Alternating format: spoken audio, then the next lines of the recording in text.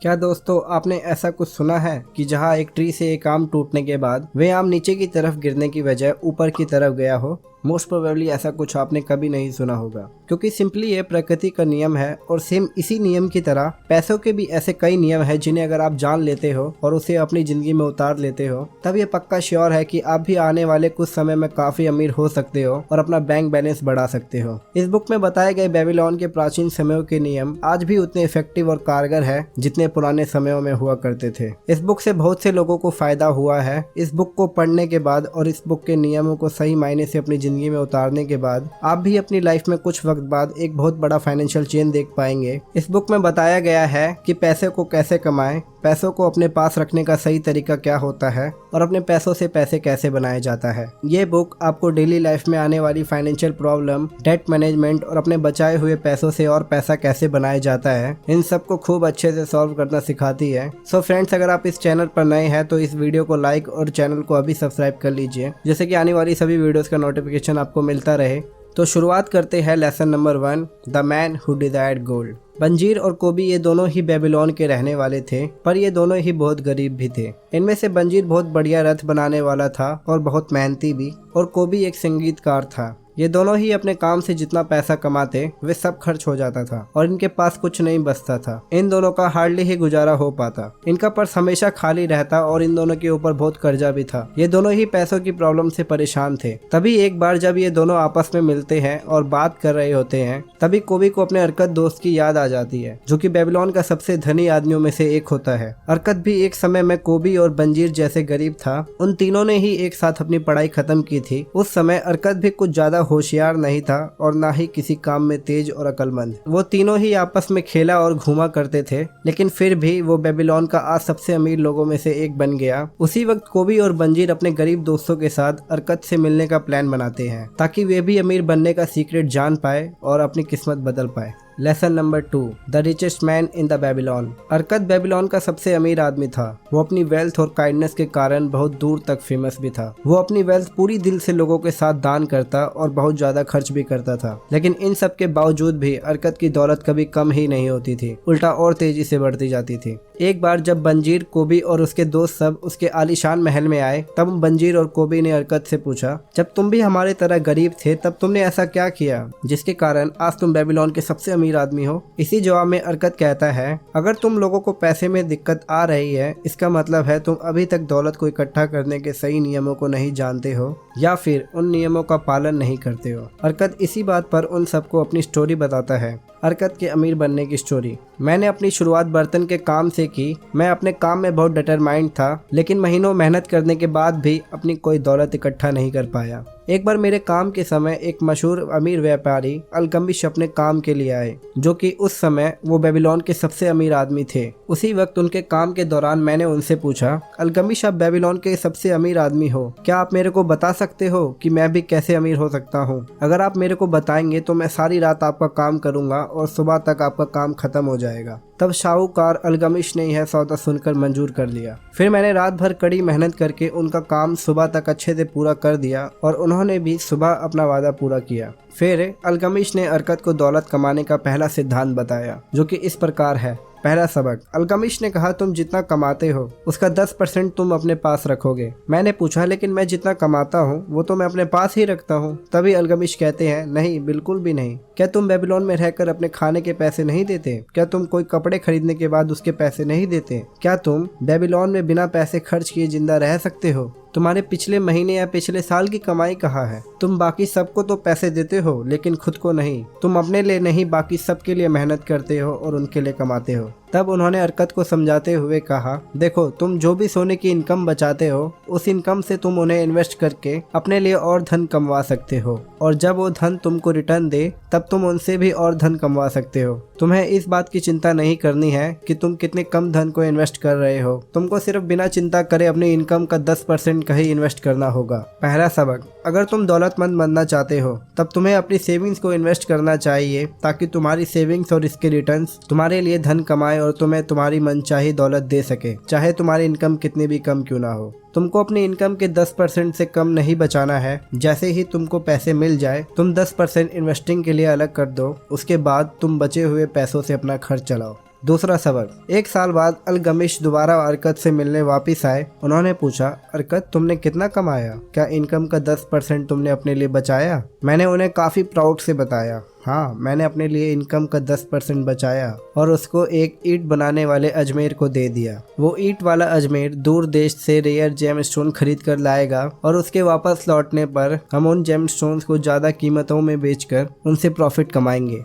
इतना सुनने के बाद अल्गमिश गुस्से में लाल होकर बोले, तुमने जेमस्टोन के बारे में ईंट बनाने वाले पर भरोसा क्यों किया? क्या तुम जूते सिलने वाले से खाने बनाने की रेसिपी पूछते हो? तुम्हारी पूरी रकम डूब गई। अब तुम दोबारा कोशिश करो और अगली बार तुम्हें जेमस्टोन के बारे में एडवाइस चाहिए होगी तो ज्वेलरी वाले के पास जाना। अगर तुम्हें कपड़े के बारे में एडवाइस चाहिए होगी तब कपड़े बनाने वाले के पास जाना। दूसरा सबक। एडवाइस एक ऐसी चीज है जो लोग फ्री में तो दे देते हैं, लेकिन इसे लेकर सतर्क रहने की जरूरत है। तुमको सिर्फ उनसे ही एडवाइस लेनी चाहिए जो व्यक्ति उस काम में स्किलफुल हो और उस काम को ठीक तरीके से करता हो। जो व्यक्ति अपनी सेविंग्स के बारे में गलत और अनएक्सपीरियंस लोगों से एडवाइस लेता है वो अपनी सेविंग्स उन लोगों के कारण गवा देता है। इतना कहकर अल्गमिश वहां से चले जाते हैं। तीसरा सबक। एक साल बाद अल्गमिश फिर वापस आए और फिर उन्होंने पूछा, हमारी पिछली मुलाकात के बाद तुमने कितनी तरक्की की? अरकत ने उन्हें बताया कि अपनी इनकम का 10% सेव करके मैंने उन पैसों को शील्ड बनाने वाले को दे दिया ताकि वो उन पैसों से ब्रास खरीद सके और वो हर 5 महीने के बाद मुझे इंटरेस्ट देता है, यानी ब्याज देता है।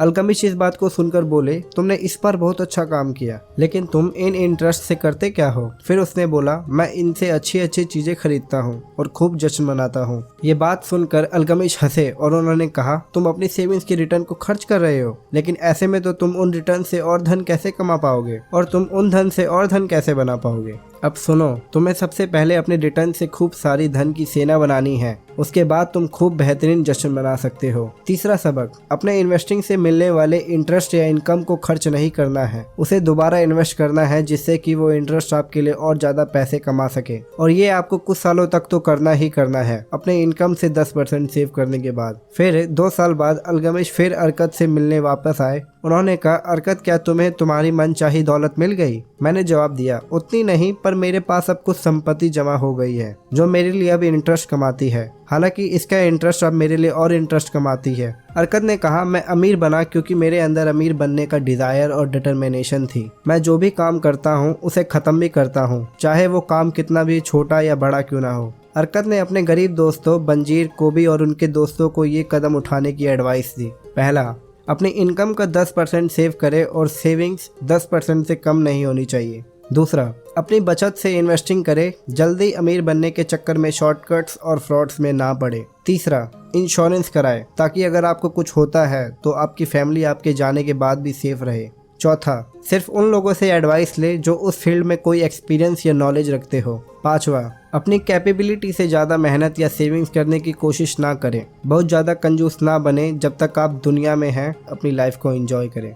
Lesson number 3, 7 cures for a lean purse. Babylon एक बहुत ही वेल्दी शहर था। इसके शहर के वेल्दी होने का कारण यहाँ के रहने वाले लोग थे जो बहुत समझदार थे, और इनमें से जिन्होंने भी अमीर बनने का सीक्रेट्स को सीख लिया था वो सब काफ़ी अच्छी और खुशहाल जिंदगी जीते थे। एक बार वहाँ के सम्राट ऑर्गन को पता चला कि जो लोग अमीर हैं उनको तो अमीर बनने का सीक्रेट पता है, लेकिन उन लोगों का क्या जो अमीर नहीं बन पाए, क्योंकि उनको अमीर बनने के सीक्रेट्स नहीं पता थे। ये सोचते ही उन्होंने बेबीलोन के सबसे अमीर आदमी अरकत को इनविटेशन भेजा और अमीर बनने का फॉर्मूला बाकी नागरिकों को सिखाने के लिए बोला। इस बात पर अरकत खुशी से उन्हें हाँ कह दिए। फिर एक बड़ी सी हॉल में काफी सारे नागरिकों को बुलाया गया। अरकत ने बोलना स्टार्ट किया, मैंने अपना सफ़र बहुत गरीबी में शुरू किया। मेरे पास दौलत कमाने के बर्निंग डिजायर के अलावा और कुछ भी नहीं था। आज मैं आपको लीन पर्स यानी कि पतले से खाली पर्स के 7 इलाज बताऊंगा। अगर आप अमीर बनना चाहते हैं तो इन 7 इलाजों को अच्छे से पालन करना। पहला इलाज, अपने पर्स को मोटा करना शुरू करें। आप जो भी काम करते हैं, चाहे जितना भी कमाते हो, आपको अपनी कमाई से सिर्फ 90% ही खर्च करना है। आपको अपनी हर इनकम से 10% अलग इन्वेस्टिंग के लिए रखना है। इस 10% को आप बिल्कुल भी खर्च नहीं कर सकते। आपके जितने भी खर्चे हैं उनको आप 90% से ही पूरा करने की कोशिश करना। आपको शुरुआत में तो कुछ वक्त तक परेशानी होगी, लेकिन कुछ समय बाद आपको इसकी आदत हो जाएगी। इस 10% को इन्वेस्ट करने से आप आगे प्रॉपर्टी, गोल्ड एटसेट्रा काफी कुछ खरीद सकते हो। दूसरा इलाज, अपने खर्चों को कंट्रोल में लाए। तभी उस वक्त पूरे हॉल में एक आदमी ने सवाल किया, अगर हमारा खर्चा पहले से ही मुश्किल चल रहा है तो 10% कैसे बचाए भला? तो अरकत ने जवाब दिया, हर इंसान की इनकम अलग होती है, खर्चे और ज़रूरतें भी अलग अलग होते हैं, फिर भी उन सबको ही पैसों की प्रॉब्लम क्यों होती है? सच तो ये है जैसे जैसे हमारी इनकम बढ़ना स्टार्ट हो जाती है वैसे वैसे हमारे खर्चे भी बढ़ना स्टार्ट हो जाते हैं। हम कभी भी अपनी ज़रूरतों और इच्छाओं में अंतर नहीं समझते। कभी भी हमारी इच्छाएं अनलिमिटेड होती है जो कभी भी ख़त्म ही नहीं होती, पर हमारी उन डिज़ायर्स को पूरा करने की ताकत एक लिमिट तक ही होती है। इसलिए हमें ज़्यादातर अपनी ज़रूरतों पर ही पहले खर्च करना चाहिए, फिर अगर थोड़े बहुत रुपए बचे उन 90% इनकम में, तब उन्हें हम अपनी इच्छाओं पर खर्च कर सकते हैं। तीसरा इलाज, मल्टीप्लाई और इनकम सोर्सेस। वेल्थ कभी भी आपके सेविंग से नहीं बढ़ती है, ये आपके इन्वेस्टिंग से बढ़ती है। आप नए नए इन्वेस्टिंग क्लासेस के बारे में जानिए और आप उन जगहों पर समझदारी से अपने पैसों को इन्वेस्ट करें जहां आपको पता हो कि आपका रिस्क उस जगह कम है लेकिन प्रॉफिट्स ज़्यादा। जैसे उस समय में तो लोग किसी काम में पैसा लगाते थे, जैसे अरकत ने शील्ड के बिजनेस में पैसे लगा के इंटरेस्ट कमाया, उसी तरह हम आज stock market, mutual funds etcetera में अपने पैसे लॉन्ग टर्म के लिए किसी फंडामेंटल स्ट्रॉन्ग बिजनेस में इन्वेस्ट कर सकते हैं, जो कि अगर आप लॉन्ग टर्म के लिए करते हो जैसे 5 साल से ऊपर तक, तब आप भी अपना रिस्क कम कर पाओगे और ज़्यादा प्रॉफिट्स बना पाओगे। वैसे स्टॉक मार्केट के बारे में हम आगे आने वाली वीडियोस में A to Z सब कवर करेंगे, तो दोस्तों इसलिए चैनल को अभी सब्सक्राइब कर लेना। तो चलते हैं चौथे इलाज पर, जो कि है protect your hard earn money. आपको अपने कैपिटल को ठीक तरीके से प्रोटेक्ट करना चाहिए। आपको कभी भी पैसे कमाने के लिए किसी शॉर्टकट से या जल्दी अमीर बनने वाली स्कीम्स में पैसा नहीं लगाना है। बहुत लोग कई बार जल्दी पैसे बनाने के लालच में अपना प्रिंसिपल तक को गवा देते हैं। वो पैसे जिनको अगर उन्होंने किसी सेफ जगह इन्वेस्ट किया होता तो वो भी काफी अच्छा खासा धन कमा सकते थे। इसलिए किसी भी जगह अपना पैसा लगाने से पहले उसके रिस्कों को जान ले या उस फील्ड में एक्सपीरियंस लोगों से ही सलाह ले, जिससे कि आपका प्रिंसिपल डूबे ना और आपका पैसा सेफ रहे। पांचवा इलाज, make your house a great investment. अपने घर का मालिक बने। अपने इनकम का 10% और अधिक धन कमाने के लिए इन्वेस्टिंग करते रहे। इसी तरह अगर आप बचे हुए 90% हिस्से में से भी अगर कुछ पैसा बचा सके तो उसे अपने एक घर खरीदने के लिए सेव और इन्वेस्टिंग करते रहे। आपको खुद के घर में रहने से ज़्यादा खुशी और कहीं नहीं मिल सकती है। छठा इलाज, इंश्योर फ्यूचर इनकम। हर इंसान कभी ना कभी बूढ़ा होता है, चाहे वो कितना भी गरीब या अमीर हो। इसलिए हर इंसान को अपने पास उतना धन तो रखना ही चाहिए जितने में अगर उस इंसान को कुछ हो जाए या वो इंसान कभी इस दुनिया में ना भी रहे तो उसकी फैमिली को किसी चीज में दिक्कत ना हो और उसकी फैमिली सेफ रहे। इसके लिए आप अपने या अपने फैमिली के अकॉर्डिंग इंश्योरेंस भी करा सकते हैं। सातवां इलाज, इंक्रीज योर अर्निंग पोटेंशियल। हमें कभी भी अपनी इनकम बढ़ाने की कोशिश करते रहना चाहिए। इसके लिए आप अपने काम के बारे में और ज़्यादा सीखकर और स्किलफुल बनकर अपनी इनकम को बढ़ा सकते हैं, और आपको इसके अलावा नए नए तरह के इनकम के जरिए ढूंढना और बनाते रहना चाहिए। सो फ्रेंड्स, ये थी कुछ बातें the richest man in Babylon book से। अगर आपके अंदर भी अमीर बनने का बर्निंग डिज़ायर है तो आप इस बुक को एक बार तो जरूर पढ़ें। तो दोस्तों आज की वीडियो में सिर्फ इतना ही, और उम्मीद है आपको इस वीडियो से कुछ ना कुछ तो जरूर सीखने को मिला होगा। तो दोस्तों अगर आपको ये वीडियो पसंद आई है तो इस वीडियो को लाइक और चैनल को सब्सक्राइब जरूर करना, और इसी के साथ आप सबका शुक्रिया अपना कीमती समय देने के लिए।